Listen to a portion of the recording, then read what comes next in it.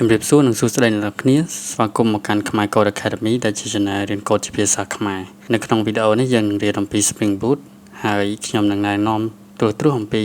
អ្វីទៅជា Spring Boot Spring Boot គឺជា framework របស់ Java ដែលអាចឲ្យយើងបង្កើតជា web application បានអញ្ចឹងបើសិនជាយើងរៀន Java នៅសាកលវិទ្យាល័យឬក៏យើងរៀន Java ដោយខ្លួនឯងជាមូលដ្ឋានគ្រឹះហ្នឹងគឺយើងដឹងថា Java គឺសរសេរដើម្បីជា console application ឬក៏ជា desktop application ហើយអាច run បានទៅលើគ្រប់ platform ដូចជា Linux OS, Mac OS ឬក៏ Windows OS ជាដើមក៏ប៉ុន្តែនៅទីនេះយើងនឹងយកភាសា Java ហ្នឹងហើយប្រើប្រាស់ Spring Boot ដើម្បីសរសេរជា web application ឬក៏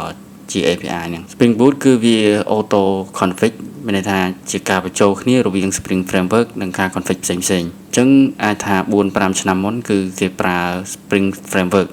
ដែល Spring Framework ហ្នឹងគឺវាអត់មានweb server ឬក៏ dependency មួយចំនួននៅក្នុងខ្លួនវាដែល config មកស្រាប់នោះទេអញ្ចឹងនៅក្នុង Spring Boot នេះគឺវាមានជាកញ្ចប់ set មករួចជាស្រេចហើយធ្វើឲ្យការរបស់យើងហ្នឹងកាន់តែងាយស្រួលជាងមុនវាមាន starter dependency បើន័យថាយើងអាច run បានភ្លាមៗតែម្ដងគឺគ្រប់យ៉ាងគឺវាមាននៅក្នុងកញ្ចប់ set របស់វាមកស្រាប់ហើយយើងអាច run វាបានភ្លាមៗដោយមិនចាំបាច់ config បន្ថែមឬក៏ run web server នៅពីខាងក្រៅនោះទេ embedded server ដូចជា Tomcat, Jetty ឬ Undertow មិនចាំបាច់ run ពីខាងក្រៅអញ្ចឹងជាទូទៅ Spring Boot នឹង provide ឬក៏ផ្ដល់ឲ្យយើងនៅ Tomcat ជា default ឬក៏យើងចង់ដូរ server ដូចទៅជា Jetty ឬក៏ Undertow ក៏បានដូចគ្នាដែរគឺយើងអាច customize បានហើយ Spring Boot គឺ support ទៅលើ microservice មានជាមួយនឹង tool ដូចជា service discovery, load balancing និង configuration ផ្សេងៗអញ្ចឹងគេ recommend ថាSpring Boot ហ្នឹងគឺវា suitable ឬក៏ងាយស្រួលក្នុងការធ្វើជាមួយនឹង microservice នឹងខ្លាំងមែនតើព្រោះវាជាប្រភេទ enterprise language ហើយក្រុមហ៊ុនធំៗគឺគេប្រើ Spring Boot នឹងច្រើន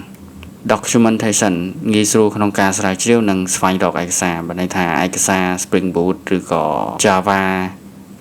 Spring Framework ហ្នឹងគឺបច្ចុប្បន្នគឺមានភាពងាយស្រួលក្នុងការស្វែងរកមិនថាតែនៅក្នុង YouTube ឬក៏នៅក្នុង Google ជាដើមហើយក្រុមហ៊ុនធំៗណាខ្លះកំពុងប្រើប្រាស់ Spring Boot អញ្ចឹងទីមួយខ្ញុំនឹងនិយាយអំពីក្រុមហ៊ុនដែលនៅក្រៅប្រទេសយើងមាន Netflix អញ្ចឹង Netflix ហ្នឹងគឺជាក្រុមហ៊ុនដែលអាចថាល្បីទៅលើ software architecture ហើយនឹងការប្រើប្រាស់ភាសា Java ជាមួយនឹង Spring Boot ហ្នឹងដើម្បីយកទៅសរសេរជា service ផងគេហ្នឹងហើយ Netflix គឺមានបង្កើតជា dependency ហើយនឹង API សម្រាប់ឲ្យអ្នកប្រើ Spring Boot ហ្នឹងគឺមានច្រើនមែនតើយើងមាន Alibaba, Nexon ហើយ LinkedIn, Amazon, Microsoft និង Google ជាដើមហើយក៏មានក្រុមហ៊ុនផ្សេងទៀតជាច្រើនកំពុងនឹងប្រើប្រាស់ Spring Boot សប្តាហ៍ថ្ងៃហ្នឹងដែរហើយយើងងាកមកមើលនៅក្នុងប្រទេសយើងវិញយើងអាចនិយាយបានថាពីច្រើនគឺនៅក្នុងវិស័យធនាគារយើងមាន ABA, AC Lida, Wingស្ថាបនា KB ជាដើមអាចមាន Philip មានធនាគារផ្សេងទៀតជាច្រើនដែលខ្ញុំអត់បាន mention ចូលក្នុងនេះទេហើយក៏មានក្រុមហ៊ុនធំដូចជា Telecommunication ដូចជា Smart Smartphone សាខាអីហ្នឹងក៏ខ្ញុំគិតថាគេអាចនឹងប្រើប្រាស់ Spring Boot ទៅលើ system ដែលគេគិតថាត្រូវការប្រព័ន្ធសុវត្ថិភាពនិងភាពរឹងមាំសម្រាប់ system ផងគេមួយចំនួនដែរហ្នឹងហើយដើម្បីរៀន Spring Boot បានតើគួរចាប់ផ្ដើមពីចំណុចណាអញ្ចឹងវាមាន2ចំណុចនៅកន្លែងនេះគឺទី1គឺខ្ញុំនឹងនិយាយអំពីចំណេះដឹងគឺយើងត្រូវការមូលដ្ឋានគ្រឹះរបស់ភាសា Java យើងអាចយល់ពី variable OOP ចេះសរសេរលក្ខខណ្ឌ loop អីជាដើមហ្នឹងគឺយើងអាចទៅបានដែរហើយមួយទៀតគឺយើងត្រូវចេះ web service ពីព្រោះយើងត្រូវធ្វើជា API អញ្ចឹងយើងត្រូវដឹងពី web service ផងដែរឧបករណ៍សម្រាប់ឧបករណ៍ដែលយើងនឹងយកមកប្រើប្រាស់យើងអាចមាន Visual Studio Code, IntelliJ ហើយនិង Eclipse យើងអាចប្រើ Visual Studio Code សម្រាប់បច្ចេក basic ឬក៏យើងរៀនបានប៉ុន្តែបើប្រើដល់ professional ឬក៏ខ្ញុំគិតថាខ្ញុំrecommend ឲ្យប្រើ IntelliJ ឬក៏ Eclipse ក៏បានដែរប៉ុន្តែជាទូទៅឥឡូវគឺគេប្រើ IntelliJ ច្រើនហើយវាមានភាពវៃឆ្លាតនៅក្នុងការជួយយើងដើម្បីឲ្យការ develop របស់យើងបានកាន់តែលឿនអញ្ចឹងខ្ញុំនឹងបង្ហាញអំពីការ download IntelliJ នៅលើអ៊ីនធឺណិតអញ្ចឹងយើងចូលមកកាន់ browser របស់យើងមកហើយយើងវាយពាក្យថា IntelliJ download ចឹងយើងនឹងឃើញ download IntelliJ នៅខាងលើគេនេះហើយចុចវាមួយមកចឹង